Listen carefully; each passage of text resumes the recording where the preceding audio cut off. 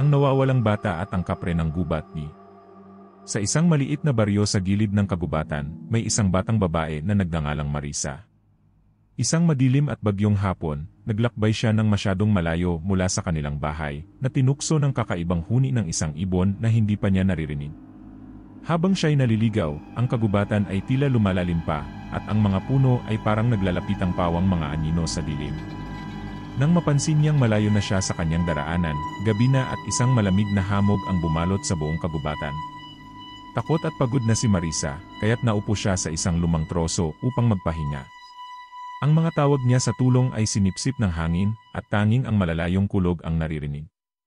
Habang siya'y nag-aalala, bigla siyang nakarinig ng isang mabigat na tunog, parang ugong ng lupa na mula sa ilalim ng kanyang mga paa.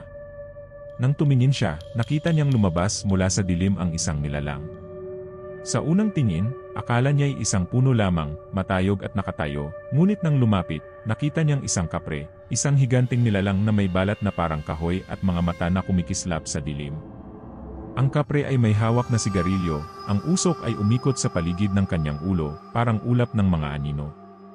Nag-freeze si Marisa sa takot, hindi makagalaw o makasigaw. Ngunit imbis na atakihin siya, ang kapre ay tahimik na tumingin sa kanya, ang mga mata nito'y puno ng kakaibang kabaitan.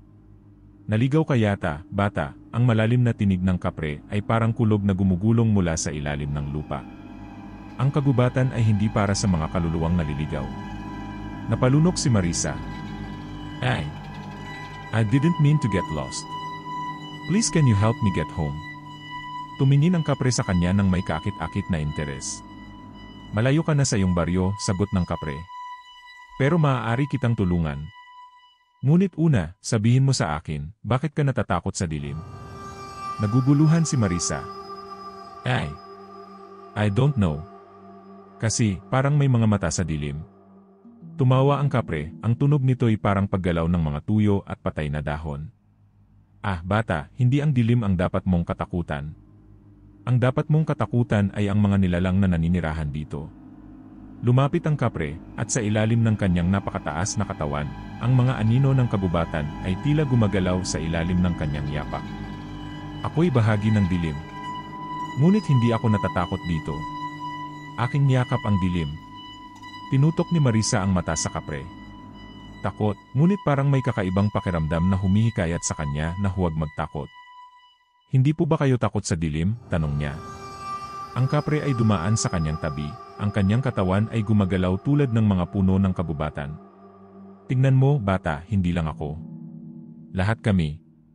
Dito kami namumuhay. Ngunit bago siya makapagsalita, mabilis na nagbago ang paligid nila. Ang mga puno ay parang nagsisilibutan sa kanila, ang hangin ay naging malamig at mabigat, ang dilim ay tila lalalim pa. Hindi na siya natakot. Hindi ko alam kung anong mangyayari sa akin, sambit ni Marisa, nanginginig. Bigla, tumingin ang kapre sa kanya, ang kanyang mga mata ay naglalaman ng kalungkutan. Ngayon, hindi mo na ako kayang takasan, bata. Pag-ari na ng kagubatan ang iyong kaluluwa. Sa isang kisap mata, ang mga ugat ng mga puno ay sumik at ang mga anino ay tumagal. Hinawakan siya ng kapre, ang mga kamay na may tinik at mga ugat na magaan, parang may kasamang yung sumisipsip sa kanya. At habang nangyari yon, hindi niya na kayang magtago sa mga dilim. Ang kanilang mga mata ay nagtagpo, at sa mga huling sandali, nasaksihan niya ang mata ng kapre na punong-puno ng kalungkutan, ang kanyang mata ay hindi lamang sa dilim kundi sa isang mas malupit na landas. Kung na-enjoy mo ang kwento, huwag kalimutang i-like, mag-comment, mag-subscribe sa aming channel, at pindutin ang notification bell.